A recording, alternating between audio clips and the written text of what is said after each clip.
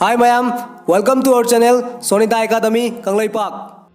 सोमगी माई पाकपगी लंबीदा अयतबा अपनबा क्याम चावना लैबगे अइना ngasi लीदोरिबा worry अनि से मोइदगी हेनब्रा हेंद्रगदी सिगी video से लोइबा फौ येंगबिरा मतुंग सोमना सोइरेना खंगना तौरंबा थबक सिंगदो ngasi साइट थमलगा माई पाकपगी लंबीदा ओंजनगनी लोइनना अयतबा अपनबा लोइना थेंगाइनरगा चटकनी ना आशा थमजै अदुगिदमक सिगी वीडियो से सेमजबनी अदुगा सिगी वीडियो से येंगबा लोइरगा कमेंट बॉक्स सुंगसोय सोयदना हाइबिरउ मयामगी पुंसीदा प्रॉब्लम्स हाइबदो असेंगबगी लैबिब्रा नत्रगा सोमगी एक्सक्यूजेस ना माई पाकपदा अयतपा पिबिरिब्रा स्टोरी नंबर 1 स्टीफन हॉकिंग चाही कुनमथोय सुबा मतमदा अइखोयना कॉलेज लाइफ ता एंजॉय तौरिङैदा सिगी गोल्डन एज तगी सिगी नुपा से मोटर न्यूरॉन कौवा लैना का मायोकनखी सिगी लैना सिदा मथंग बॉडी पार्ट से फंक्शन तौबा लेपलकपगी लैना नि डॉक्टर ना मंगोंदा हाइखी चाही अनीदगी हेना हिंगलरोइना सुम लैरगा महाकी बॉडी पार्ट्स मथंग फंक्शन तौबा लेपखिरमी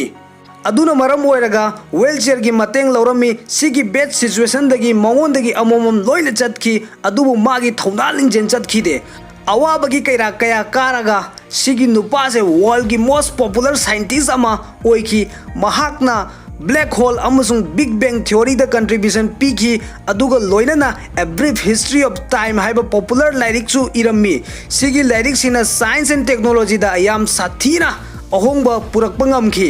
अदुगा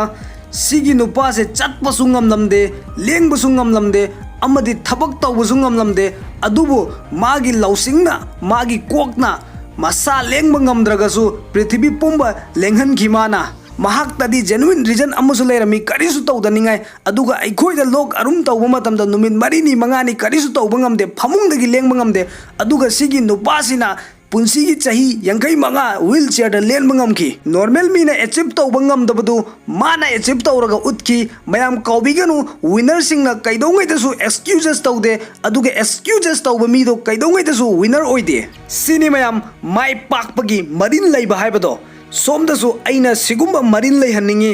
मरम असुक बेड सिचुएशन दा टेक्नोलॉजी मरांग कायदबा मतमदा माना तौबा ngamlabga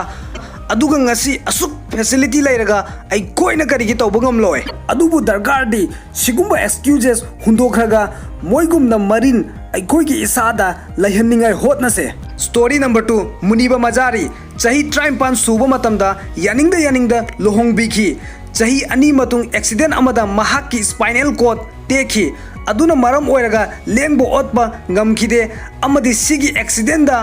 अमुक हन्ना ममा ओइबा ngamखिदे नाबा फबो होतनबदा महाक चाही अनि फमुंगदा लेनखी असुक वाबा मतमदा महाकी मपुरोइबना डाइवोर्स तौखी मतम अदुदा महाक तौफम खंगलमदे महाकी लंबी लैखिदे अदुबु ममाना मोटिवेट तौखी मपुना ईश्वरना नंगिदमक अफबा अमा सोइदना इरमगनी अदुदगी माना तुंग हल्लगा अमुक हन्ना येंखिदे एनी उपाय तौरगा सिगी बेड सिचुएशन दगी थोक्तबा याद्रेना डिसीजन अमा लौरमी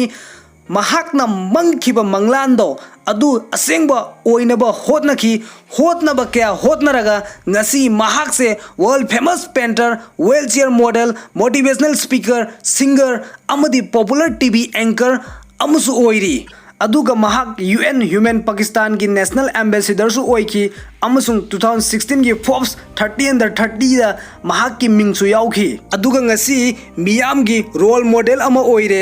अमसुंग महाक पाकिस्तान की आयरन लेडी नसु खंगनै पॉजिटिव एटीट्यूड की पावर हाइबदु सिनी मयाम सोम की थिंकिंग अमसुंग एटीट्यूड पॉजिटिव ओइबिरगदी एनी बैड सिचुएशन दसु लंबी अफबा थीबा ngamgani मुनिबा मजारी ना हाइखिबा लाइन खरा हाइजगे मयाम अखंगनबा मीसु यावरमगनी incidents